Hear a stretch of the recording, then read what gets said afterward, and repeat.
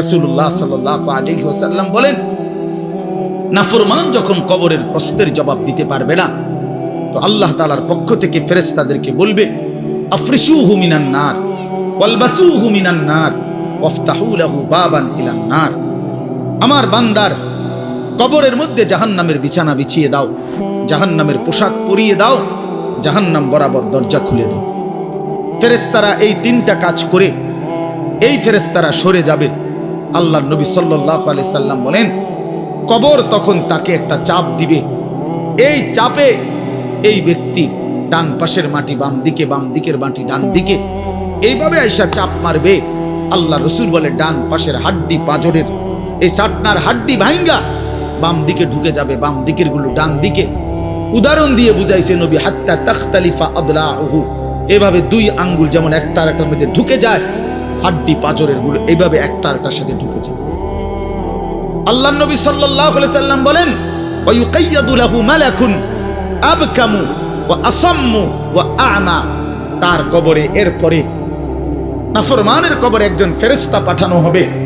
এই ফেরেশতা তিনটা গুণ, এই ফেরেশতা বোবা, এই ফেরেশতা বধির, এই ফেরেশতা অন্ধ। সে কথাও বলতে জানে না, কানেও শোনে না, চোখেও দেখে না। আল্লাহ রসুল বলেন, ফায়ুদরাবু লাহু বিমিতরাকাতিম মিন হাদিদ। এই ফেরেশতা তখন তাকে লোহার গুর্জ, লোহার হাতুড়ি দিয়ে নাফরমানের দরবাতান বাইনা উযুনাইহি, দুই কান বরাবর মাঝখানে আঘাত করবে।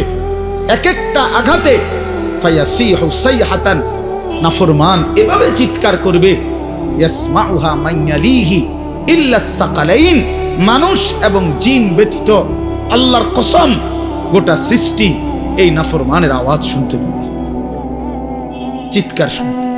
দোস্ত আমার, বন্ধু আমার, ছেলেরা আমার, জিন্দেগি বড় বেশি রঙিন মনে করছো তুমি। 18,000 টাকার একটা মোবাইলের কাছে হেরে গেলাম মুসলমানের ছেলে।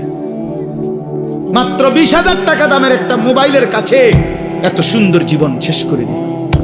ভুল করে না, অল্প টাকায় বেচা গেল, অল্প কয়টা টাকায় হারিয়ে গেল। বেঈমান তোমারে হারায় দিল। ইহুদি, খ্রিস্টান, নাস্তিক, মুরতাদ একটা নারীর উলঙ্গ ছবি অথবা অর্ধ উলঙ্গ ছবি দিয়া, যারে তুমি ধরতেও পারো না, ছুঁইতেও পারো না, শুধু ছবি দেখাইয়া তোমারে শেষ করে দিল। তোমার দুনিয়াও নষ্ট করে দিল, আখিরাতও নষ্ট করে দিল। হায় হায়, এর চাইতে বড় ব্যর্থতা আর কিছু হতে পারে। আমার কথা মনে রাখো বাপ আমার।